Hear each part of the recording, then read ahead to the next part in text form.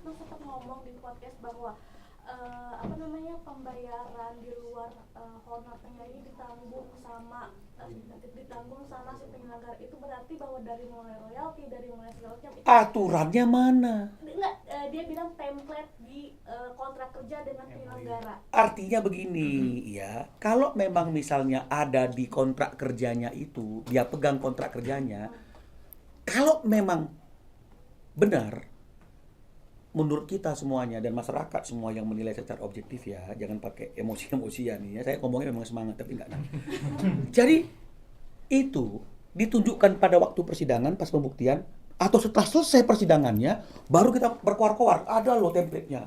Ada loh template-nya, semuanya itu di Royal ini adalah pembayarannya LIO. Ada loh kawan-kawan. Loh, apakah begitu mekanismenya? Artinya kalau memang itu ada, harusnya dibuktikannya kapan? Pada waktu pembuktian persidangan. Artinya pada saat waktu itu tidak ada kejelasan dari pihak Agnes, Bang.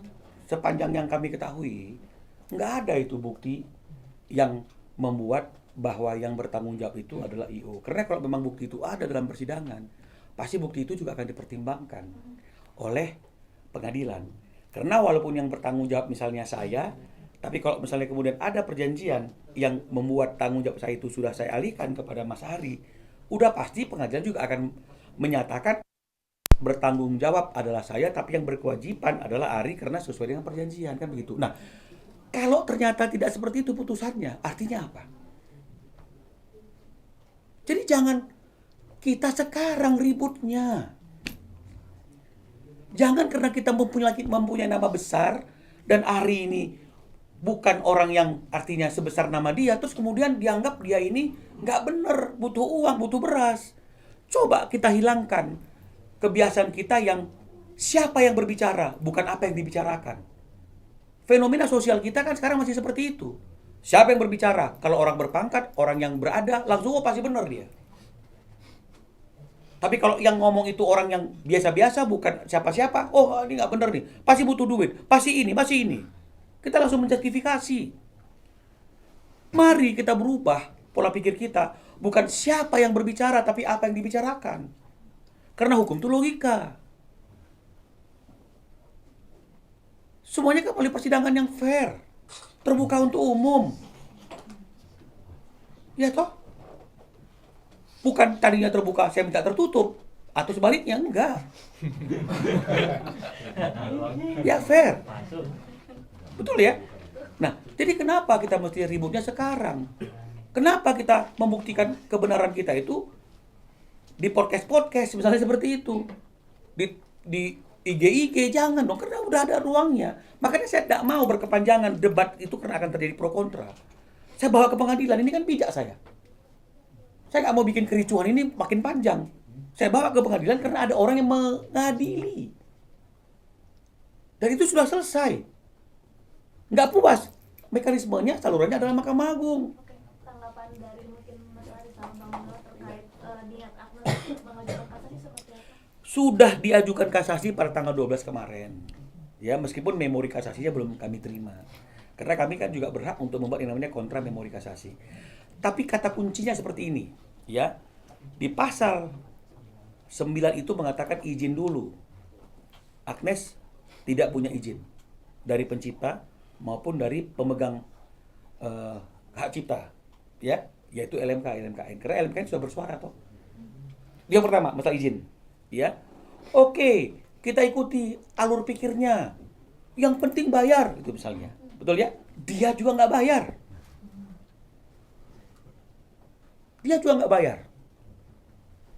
Kenapa kok Bang Nola tahu? Karena Ari sudah ngecek ke LMK dan LMKN. Untuk 3 konser itu, tidak ada pembayaran royalti, tidak ada izin. Menunggu 1 tahun. Ya, tidak ada izin dan tidak ada pembayaran apapun. Dan ini nunggunya bukan 1 hari 2 hari, 1 tahun nunggunya, nggak ada apa-apa. Jadi kalau sekarang pun dia kasasi, apakah bisa merubah keadaan? Tiba-tiba ada izin dan ada pembayaran, nggak akan berubah. Tidak akan berubah. Jadi kalau hakim di Mahkamah Agung itu tetap objektivitas, tidak ada intervensi dari manapun dalam bentuk apapun, yang dia putuskan itu kan pasti dia lihat ada izin, oh nggak ada. Oke, pakai argumentasi, yang penting bayar walaupun itu keliru kalau menurut pendapat kami. Tapi boleh-boleh aja berbeda pendapat. Hakim ngecek, pembayaran juga nggak ada. Terus bagaimana kita ingin merubah keputusan pengadilan niaga itu tingkat Mahkamah Agung kalau dua-dua hal itu, dua-dua komponen itu tidak pernah ada? Harusnya nggak digugat, harusnya nggak perlu izin. Yang penting bayar boleh, yang penting bayar juga kagak. Kan artinya kan ini suatu hal yang nggak perlu diperdebatkan lagi. Harusnya itu Agnes atau kuasa hukumnya datang ke pihak kita, kemudian kita ngomong-ngomong empat mata dari hati ke hati, kan begitu ya sesama seniman, bagaimana menyikapi putusan, bukan seperti ini. Penyanyi juga seperti itu, nggak usah terlalu khawatir. Nggak usah terlalu khawatir. Nggak usah terlalu takut akan pencipta akan semena-mena, nggak ada aturannya kok. Ini negara hukum kok, bukan negara kekuasaan atau kewenangan. Jadi penyanyi itu tinggal duduk bareng dengan pencipta, tanpa ada pihak ketiga, pasti selesai. Yang membuat ini kisruh kan patut diduga kan kalau ada pihak ketiga yang kemudian kepentingannya mungkin terganggu. Bang Haris sendiri menanggapi kasasi dari Agnes seperti apa, dan tadi katanya di kementerian ada diskusi terbuka juga diundang, kenapa tidak hadir? Oh, saya tidak diundang. Saya tidak diundang. tidak diundang, makanya nggak tahu malah. Ari tidak diundang maka tidak hadir. Kita mau diskusi terbuka, tertutup, setengah terbuka, setengah tertutup. Persoalannya kan cuma satu. Pasal 9 itu terpenuhi apa tidak? Ketika Agnes konser ada izin apa tidak? Yang disyaratkan oleh undang-undang tidak ada. Oh, yang penting bayar. Ada bayar apa enggak? Enggak juga. Jadi sebenarnya nggak perlu ada diskusi terbuka tertutup. Ya. Oke Mas Aridias, maksudnya kan tadi sudah melihat podcast Ya. Bang Dedi juga nggak sih kemarin? Maksudnya melihat podcast Melihat, juga tadi itu terus seperti apa Mas Aridias? Pengajuan kasasi Agnes bilang sudah berjalan juga. Oh iya. Kalau kasasi sendiri sih sebenarnya kita sudah prediksi dia, Bang.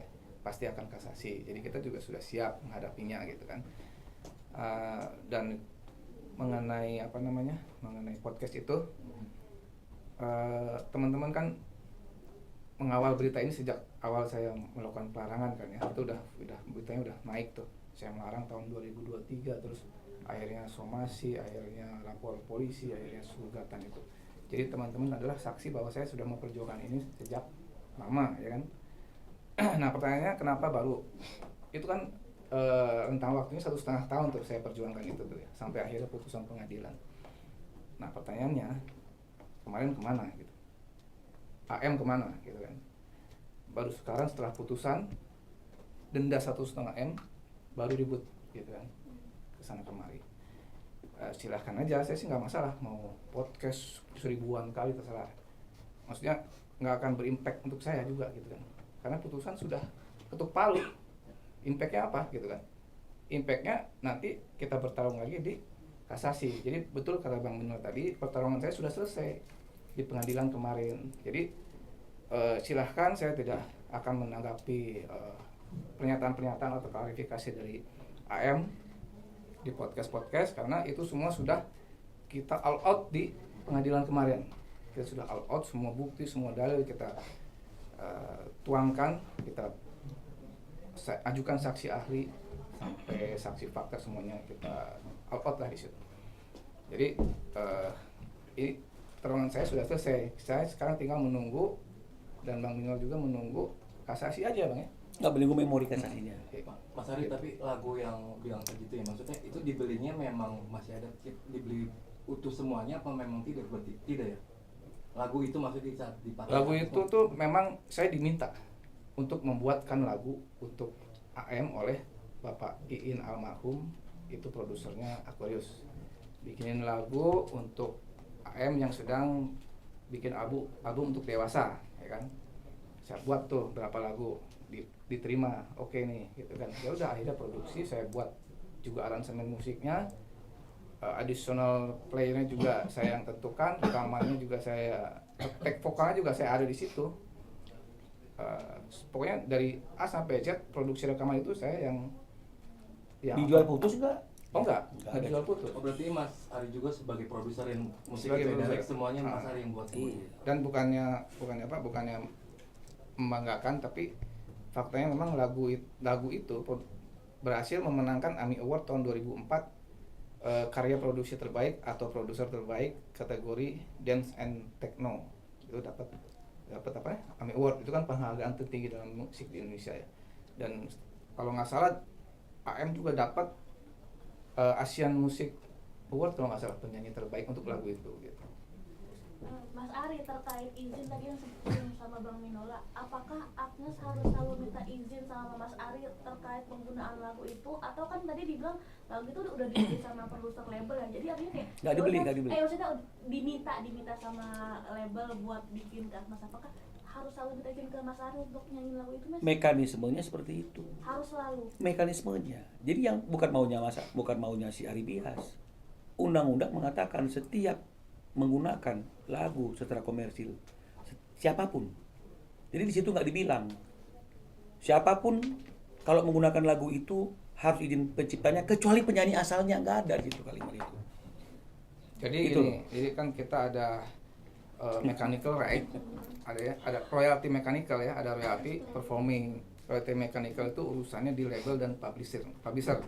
Kalau royalty royalty performing itu urusannya di LMKN ya kan. Nah, itu dua hal yang berbeda tuh. Untuk mechanical, untuk album, Spotify, CD segala macam itu sudah dikelola oleh publishing gitu. Jadi nggak perlu izin lagi. Itu udah kelola publishing. Nah, ini kan masalahnya di konser. Konser itu masuk ke royalty performing. Performing tuh banyak juga, karaoke, hotel, restoran itu kan. Cuman ini kan khusus di konser, Ciptaan, ya, konser. ada pasalnya sendiri gitu kan. Masing-masing punya ketentuan sendiri. Dan masalah izin itu saya dengar di podcast itu ya saya tanggapi satu aja. Agnes merasa tumbal dari kisru royalti ya kan, gitu kan. Ya. Nah itu penting untuk disikapi karena kita tidak pernah menumbalkan orang, dan ini kita udah melalui proses hukum yang benar di pengadilan ya kan. Tidak ada rekayasa ya Bang. Sesuai aja, kita apa adanya aja, kita serahkan bukti ya akhirnya seperti ini. Dan lagu saya bukan dinyanyikan Agnes aja. Jadi banyak artis-artis yang menyanyikan lagu saya dan itu juga hit semua. Dan minta izin semua ke Mas Ari. Nah, waktu saya menyurati AM itu manajemennya, saya juga menyurati yang lain. Nah, kenapa yang lain kok aman, nggak ada kasus seperti ini? Nah, kalian silakan menilai sendiri. Gitu. Pertama, yang kedua soal pembayaran royalti. Kan tadi dibilang secara pemahaman saya sendiri sebagai orang awam gitu, pembayaran royalti dilakukan pihak penyelenggara, bukan si penyanyinya. Nah, Oke, kembali lagi. Kebiasaan kita mungkin selama ini di ekosistem industri ini yang membayarkan adalah penyelenggara. Sekali lagi, yang membayarkan, betul kan? betul. Pertanyaan saya, yang bertanggung jawab siapa? Kok tidak terjadi pembayaran? Berarti selama ini di luar konser itu pun tidak menerima pembayaran atas lagu Bilang Saja. Untuk live konser itu nggak pernah, kan nol ya royaltinya kan?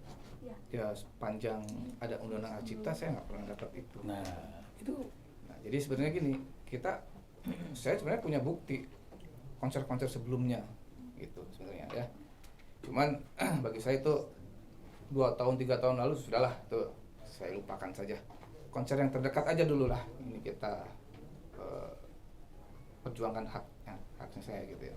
3 konser itu yaitu yang ini 3 HWG itu. Sebelumnya banyak konsernya yang nyanyi Enggak, lagu saya. Kalau enggak. di YouTube dilihat Iya. cari banyak itu. makanya nggak ini dulu. Jadi kita harus belajar dulu membedakan yang membayarkan sama yang bertanggung jawab. Yang membayarkan itu kan boleh siapa saja, seperti yang tadi saya katakan tadi itu. Jadi kalau misalnya kemudian selama ini kebiasaan itu yang membayarkan atau yang membantu membayarkan itu adalah penyelenggara atau IO, apakah automatically dia yang bertanggung jawab? Belum tentu kan? Maka kita lihat aturannya. Betul ya? Nah, aturannya ternyata yang menggunakan lagu itu, yang menggunakan ciptaan itu. Siapa yang menggunakannya? Ya pelaku pertunjukan. Logika berpikir ini juga yang kami sampaikan dalam persidangan. Apakah logika berpikir yang tadi mengatakan yang membayarkan kan, apakah itu nggak disampaikan juga kok? Tapi yang mendekati logika berpikir kita, kalau kita tenang, Oh Bu, oke. Yang membayarkan selama ini adalah penyelenggara atau IO. Yang membayarkan. Selama ini tidak dipersoalkan nyampe atau nggak nyampe pembayaran itu ya ke penciptanya. Tapi begitu terjadi persoalan hukum, apakah cukup? Karena yang membayarkan selama ini IO terus dia yang bertanggung jawab? Ya enggak dong. Maka kita harus lihat aturannya. Kalau aturannya mengatakan ternyata yang berkewajiban membayarkan itu atau yang berkewajiban meminta izin itu adalah pelaku pertunjukannya. Lalu apakah kita harus teriak? Selama ini juga yang minta izin IO kok. Selama ini juga yang membayarkan IO kok. Apa kita harus teriak seperti itu selama ini? Ketika nggak ada masalah mungkin ya boleh-boleh saja. Selama ini permintaan izin diwakili oleh IO. Pembayaran diwakili oleh IO yang membayarkan, yang memintakan izin. Ketika ini menjadi suatu persoalan, kita harus uji kan, Mbak. Kita harus uji kan, Mas. Kan nggak boleh dong kita minta orang yang seharusnya tidak bertanggung jawab secara undang-undang bertanggung jawab untuk sesuatu yang bukan tanggung jawabnya. Mas Ari, mungkin ini kan dari kemarin juga ada dua persepsi yang bertolak belakang gitu kan. Nah mungkin dari beberapa musisi lain juga ada pendapat berbeda gitu. Nah itu udah ada komunikasi nggak sih Mas? Maksudnya diskusi bareng menentukan ini sebenarnya seperti apa undang-undangnya selama ini mungkin seperti apa Mas? Ya perdebatan intinya kan perdebatan tuh di seputar antara IO dan penyanyi kan. Selama ini nih begini, bertahun-tahun kita berkutat di debat kusir soal itu kan. Satu bilang penyanyi, satu bilang IO. Nah ini kita sudah uji di persidangan dan sudah diputuskan oleh hakim bahwa ternyata yang bertanggung jawab itu pelaku pertunjukan. Ya ini kan produk hukum yang sah yang harus kita hormati ya Bang ya. Bahwa memang kenyataannya Undang-Undang Hak Cipta hidup dan berbicara melalui putusan ini bahwa yang kita perdebatkan sama ini pengguna itu dalam konser itu adalah pelaku pertunjukan begitu. Jadi ya seperti itu. Apakah sudah duduk bareng kan begitu? Nah ini rencananya Mas Dhani itu melalui aksi dan teman-teman ingin mengundang para penyanyi itu untuk duduk bareng. Sekarang kan tinggal tergantung. Kalau misalnya penyanyinya sudah a priori terlebih dahulu, ya susah kan gitu.